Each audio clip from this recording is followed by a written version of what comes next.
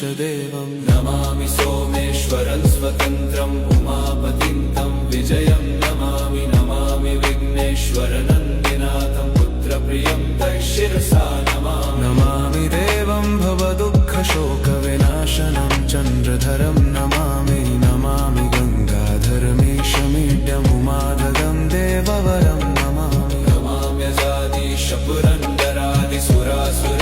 नमाम्यजादिशपुरन्दरादिसुरासुरैरचितपादपद्मं नमामि देवी मुखवादनान इक्षार्थमक्षित्रितयं यैष पञ्चामृतैर्गन्धसुधूपदीपैर्विचित्रपुष्पैर्विधैश्च मन्त्रैः